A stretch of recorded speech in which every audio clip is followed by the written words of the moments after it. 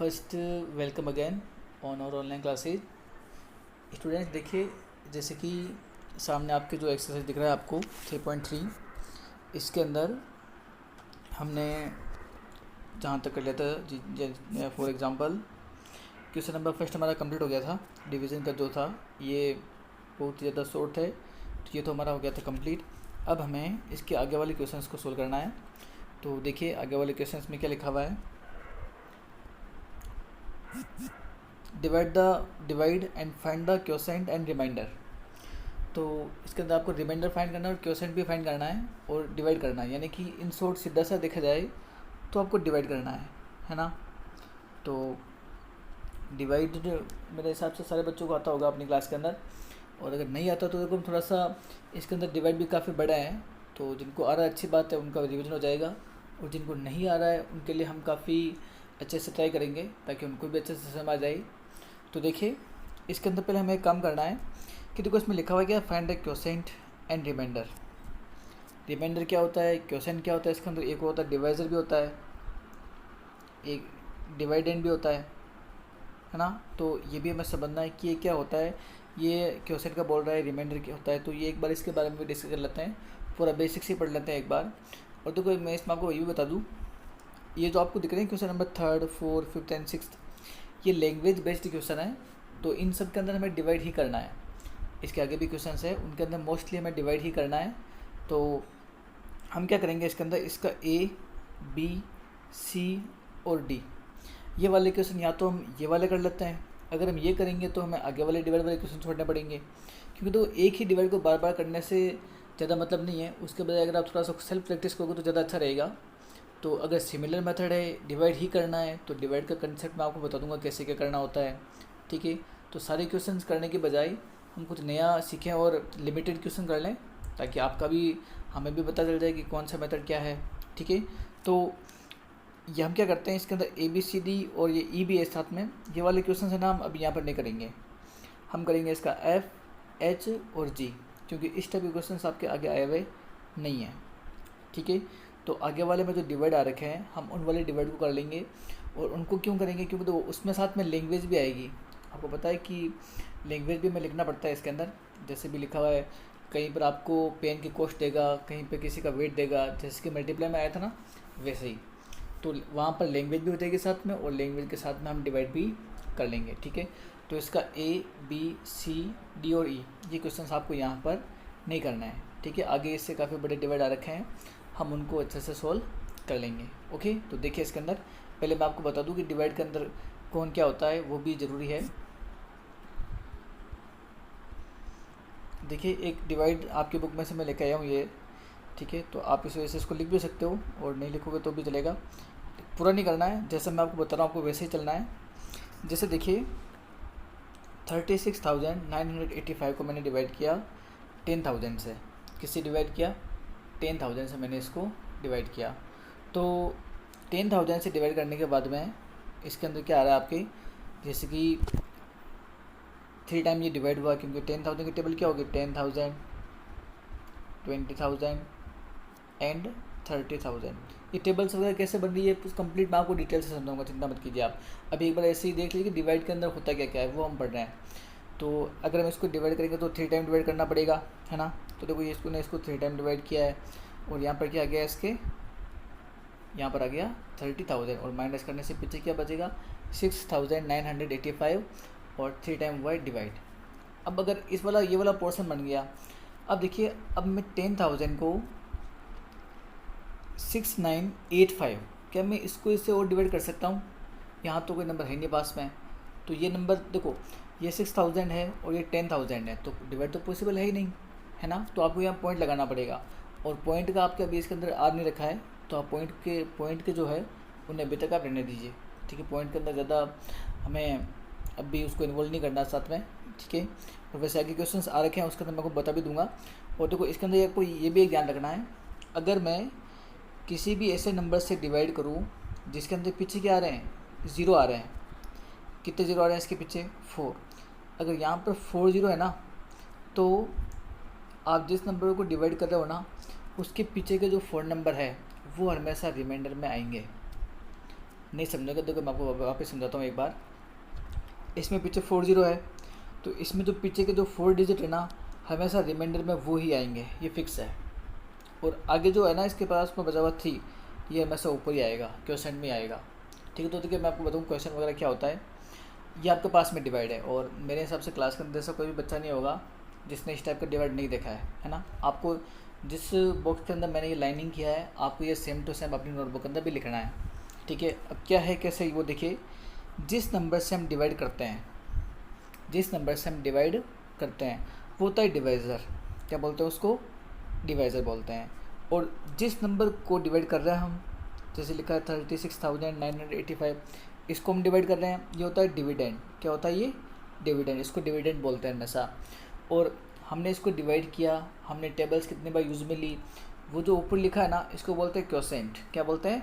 Quotient. तो ये Q से स्टार्ट हो रही है स्पेलिंग, इसको क्वोशेंट बोलते हैं। ठीक है, तो प्रोनाउंसिएशन का भी ध्यान रखना है साथ में, एंड स्पेलिंग का भी आपको ध्यान रखना है, इसको क्वोशेंट बोलते हैं।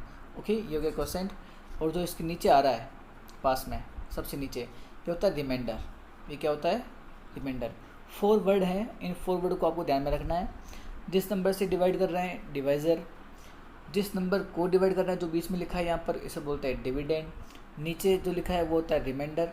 और जो ऊपर लिखा होता है, जितने टाइम्स हम टेबल्स को यूज़ में लेते हैं, वो हो गया क्वोशेंट। वो क्या होगा? क्वोशेंट। तो आज आपका सबका सबसे पहले वर्क ये है आपका कि जो बॉक्स के अंदर बना हुआ है ना, आपको सबसे पहले इसको लिखना है सेम टू सेम। ठीक है, अब ये तो आ गया इसके अंदर। अब देखिए इस ये ना क्वोशेंट वगैरह डिविडेंड जो भी आपने पढ़ा है ना, इनसे रिलेटेड आपके एक फॉर्मूला बनेगा जिसको हम वेरिफिकेशन बोलते हैं। वैसे वेरिफिकेशन भी बोल सकते हो और डिविडेंड का फॉर्मूला भी बोल सकते हो। क्या होता है वो देखिए आप यहाँ पर। ये वेरिफिकेशन के लिए फॉर्मूला होता है एक, अभी जो बताया था मैंने आपको, dividend, divisor, quotient and remainder. इस फॉर्मूले को आपको रटना पड़ेगा एक बार। ठीक है, क्योंकि आगे वाले जो काफ़ी क्वेश्चंस है वो इस फॉर्मूले के ऊपर बेस्ड है। ये अगर फॉर्मूला आपको लर्न होगा तो ही आपके आगे वाला आंसर्स होने वाला है। ठीक है, वैसे बहुत सारे क्वेश्चंस करेंगे हम अभी तक इसके अंदर, और काफ़ी क्वेश्चन करने के बाद में काफ़ी बच्चों को फॉर्मूला वैसे ही लर्न हो जाएगा, लेकिन फिर भी आपको भी अभी ट्राई करना है। ठीक है, इसीलिए मैं आपको लिखने के लिए बोल रहा हूँ, क्योंकि लिखने के बाद में है ना, लिखने के बाद में एक बार लिखोगे तो थोड़ा बहुत तो आपको रिवाइज होगा ही। ठीक है, तो देखिए इसके अंदर जैसे लिखा हुआ है dividend, divisor, quotient and remainder. और कन्फ्यूजन ये रहेगा, यहाँ पर आ रखा है मल्टीप्लाई और यहाँ पर आ रखा है एडिशन। इसका आपका ध्यान रखना है। यहाँ पर मल्टीप्लाई, यहाँ पर क्या आ रहा है? एडिशन आ रहा है। ठीक है, तो ये भी सेम टू सेम वेरिफिकेशन लगा लीजिएगा आप, चलेगा, कोई बात नहीं। आप ये वाला सेम टू सेम फॉर्मूला भी इसके अंदर लिखोगे। ये कैसे यूज होगा, ये क्या है, ये जब हम क्वेश्चन के ऊपर अप्लाई करेंगे उस टाइम में आपको ज़्यादा पता चलेगा। ओके, तो देखिए इसके अंदर नेक्स्ट अब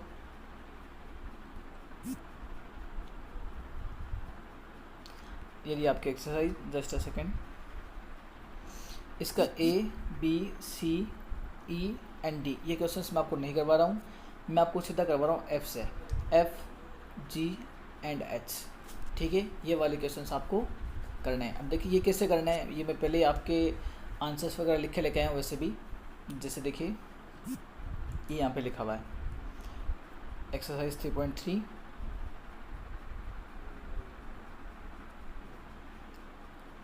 exercise 3.3 F, G and H। अब देखिए इसमें एक छोटा सा कंसेप्ट है, ज़्यादा कन्फ्यूजन नहीं होगा, बहुत ही इजी कंसेप्ट है, लेकिन थोड़ा सा आपको थोड़ा सा समझने के अंदर ध्यान देना पड़ेगा। कैसे होगा देखिए, यहाँ पर नंबर लिखा है 4137, इसको मैं डिवाइड कर रहा हूँ 1000 से। यहाँ पर लिखा है 72,957, इसको भी मैं डिवाइड कर रहा हूँ 1000 से। यहाँ पर नंबर लिखा है 9,21,112, इसको भी मैं डिवाइड कर रहा हूँ 1 लाख से। ठीक है, तो ये डिवाइड कर रहे हैं इसके अंदर। अब डिवाइड करने से होगा क्या वो आप दिखेगा, और काफ़ी इजी कंसेप्ट है, आराम से समझ आ भी जाएगा। देखिए इसके अंदर अगर है ना, मैं किसी भी नंबर को 10,000 से डिवाइड कर रहा हूँ, यहाँ पे भी 10,000 है, यहाँ पे सॉरी 1000, सॉरी ये 1000, इधर भी 1000 लिखा हुआ है, यहाँ पर लिखा हुआ 1 लाख। अगर आप देखो 100 से, 10 से, 1000 से, ऐसे किसी भी नंबर से अगर आप डिवाइड कर रहे हैं तो आपको कभी भी पूरा डिवाइड करना ही नहीं पड़ेगा। मैं आपको एक ऐसा आज ट्रिक बताऊंगा छोटा सा, जिसके अंदर अगर आप किसी भी नंबर को, देखो ये ना मेथड इसमें काम आएगा ओनली, जिसमें आप 10, 100, 1000 10,000 और 1 लाख, यानी कि पीछे सारे पोर्शन 0 होना चाहिए, आगे का डिजिट क्या होना चाहिए, 1 होना चाहिए। अगर आप ऐसा किसी भी नंबर से डिवाइड कर रहे हैं तो आपको कंप्लीट डिवाइड नहीं करना है। आंसर कैसे मिलेगा, देखिए मैं समझाता हूँ आपको। देखो डिवाइड में जो लिखा हुआ होता है ना, उसको हम ऐसे फ्रैक्शन के फॉर्म में लिख सकते हैं। जिस नंबर से डिवाइड करते हैं ना, उसको आप नीचे लिखिए, ठीक है। ये तो हमने पहले ही पढ़ा था, और नीचे लिख भी सकते हैं। नीचे लिखे का मतलब वो इसका डिवाइड ही होता है एक्चुअली, ठीक है। ये जो होता है ना, इसको बोलते हैं, फ्रैक्शन में पढ़ा होगा आपको, इसको बोलते हैं न्यूमरेटर, इसको बोलते हैं डिनोमिनेटर। तो देखिए इसके अपॉन में कितने ज़ीरो हैं, इसके अपॉन में ज़ीरो है 3, कितना है 3, 1 2 एंड 3। अगर इसके अपॉन में, अगर इसके नीचे वाले नंबर के पास में 3 ज़ीरो है, तो जो भी नंबर ये लिखा हुआ है ना 4137, आप इसमें पीछे से काउंट कीजिए और 3 डिजिट के बाद में पॉइंट लगा दीजिए। कैसे, देखिए अपॉन में 3 ज़ीरो है तो मुझे 3 डिजिट काउंट करना है, 1 2 एंड 3, यानी कि 7 3 और 1 के बाद में क्या आना चाहिए, पॉइंट। तो मैंने कहाँ पे लगा दिया पॉइंट, देखिए इसके अंदर यहाँ पर मैंने लगा दिया पॉइंट। यहीं पे क्यों लगाया, अपॉन में 3 ज़ीरो है, इसलिए मैंने पीछे से 3 डिजिट छोड़ने के बाद में क्या लगा दिया, पॉइंट लगा दिया। ये सीधा आपको आंसर मिलेगा। ये इसका आप इसको कंप्लीट डिवाइड करोगे ना, तो ये आपके क्या हो जाएगा, इसका आंसर हो जाएगा, ठीक है। और समझिए आगे वाला क्वेश्चन, शायद क्या पता नया कंसेप्ट है, समझने में दिक्कत आई होगी आपको थोड़ी बहुत। नेक्स्ट वाला क्वेश्चन देखिए आप, अपॉन में कितने ज़ीरो है, इसके अंदर भी 3, अपॉन में 3 ज़ीरो है, तो इस नंबर में पीछे से 3 डिजिट काउंट करना है, 1 2 एंड 3, और यहाँ पे क्या लगाना है, पॉइंट लगाना है, जो कि मैंने पहले ही लगा दिया है। तो देखो इसमें भी पॉइंट के बाद में 3 डिजिट, इसमें भी पॉइंट के बाद में 3 डिजिट, और इसमें भी अपॉन में कितने ज़ीरो है, 3 ज़ीरो है। अपॉन में जितने ज़ीरो होंगे ना, उतने डिजिट पॉइंट के बाद में होंगे, ठीक है। तो देखिए इसके अंदर ये इसमें देखिए आप, ये जो एस लिखा है, इसमें लिखा है 9,21,112। ये जो नंबर लिखा हुआ है, इसको डिवाइड कर रहे हैं 1 लाख से। किससे कर रहे हैं, 1 लाख से। तो क्या करना है, ये तो ऊपर लिखा हुआ है, इसको हम नीचे लिख सकते हैं डिवाइड के फॉर्म में। अब आप देखिए इसके अंदर, अपॉन के अंदर 1 2 3 4 and 5, how many zeros are there, there are 5 zeros. कितने ज़ीरो यहाँ पर, 5 ज़ीरो है। अब देखो इसमें 3 थे तो मैंने पीछे से 3 डिजिट छोड़ के बाद पॉइंट लगाया था, इसमें भी 3 है तो इसमें भी मैंने क्या किया था, 3 डिजिट के बाद में पॉइंट लगाया था। अब इसमें कितने, इसमें 5 है, तो मुझे इस बार क्या करना है, मुझे इसमें पीछे से 5 डिजिट छोड़ने के बाद में पॉइंट लगाना पड़ेगा। तो देखिए कैसे, 1 2 3 4 एंड 5 डिजिट के बाद में मैं क्या लगा दूंगा, पॉइंट लगा दूंगा। कैसे, आगे जो नंबर आ रहे हैं इनसे कोई मतलब नहीं होना चाहिए आपको क्या करना, ओनली पीछे से काउंट करना है ना, पीछे से काउंट कीजिए आप, जितने ज़ीरो है उतने डिजिट के बाद क्या लगा दीजिए, पॉइंट लगा दीजिए, है ना। समझ में आ गया मेरे हिसाब से। एक बार देखो मैं तीनों क्वेश्चन आपको वापस रिवाइज करवा रहा हूँ, किसी बच्चे को अगर समझने में दिक्कत ये होगी, क्योंकि देखो फर्स्ट टाइम है तो थोड़ा सा क्या पता होने को कन्फ्यूजन हो भी सकता है। तो देखिए अपॉन में 3 डिजिट, तो पॉइंट के बाद में कितने डिजिट आएंगे, 3 डिजिट, है ना।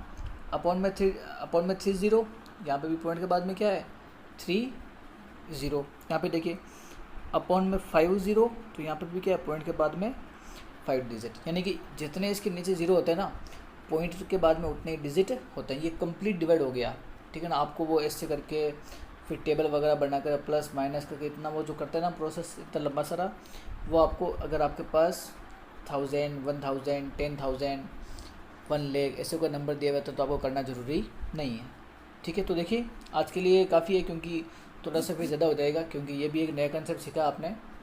किसी को अगर समझ में नहीं आया है तो भी कोई दिक्कत नहीं है, क्योंकि आगे इसके बहुत सारे क्वेश्चंस आएंगे अभी, ठीक है। मैं उस टाइम भी आपको बता दूंगा। तो देखिए इसके अंदर ये अपना हो गया कंप्लीट। अब आप नेक्स्ट देखिए, इसके जो नंबर 3 वगैरह क्वेश्चन है कि नेक्स्ट वाली क्लास के अंदर हम करेंगे। आज आपको क्या क्या करना है, ये तीनों क्वेश्चन आपको कंप्लीट करना है सेम टू सेम। ये पिक आपको मिल जाएगी आपकी क्लास के साथ में। एंड इसके बाद में ये वेरिफिकेशन का फॉर्मूला भी आपको सेम टू सेम लिखना है, complete neat and clean. And सबसे इम्पोर्टेंट आपका जो ये है, ये आपको ये वाला पोर्शन लिखना है ओनली ना, ये इतना सा, divisor, quotient, dividend and remainder. तो ये आपको ध्यान रखना है इसके अंदर, ठीक है। इनको देखना भी है, डिवाइज़र कौन सा होता है, डिविडेंड कौन सा होता है, क्वोशिएंट कौन सा होता है, ओके। तो ये ऐसी पिक भी है, इसकी भी पिक आपको मिल जाएगी। होमवर्क के अंदर मैंने आपको ओनली लिखने का दिया है आज, ठीक है, क्योंकि काफ़ी कुछ नया कंसेप्ट सिखाने की ट्राई है, तो क्या पता किसी बच्चों को अगर समझने में दिक्कत आ रही है तो उसके लिए मैंने आपको होमवर्क आपको सेल्फ सोल्व करने के लिए कुछ भी नहीं दिया है, ठीक है। आगे वाली क्लास के अंदर हम इस वेरिफिकेशन के हिसाब से जो भी है इससे रिलेटेड कैसे क्वेश्चन सोल्व होंगे हम उनको सोल्व करेंगे। ओके, तो thank you so much for attending the class and वापस मिलते हैं नेक्स्ट वाली क्लास के अंदर। ओके, तब तक के लिए good bye, stay home and keep learning. Okay, good bye.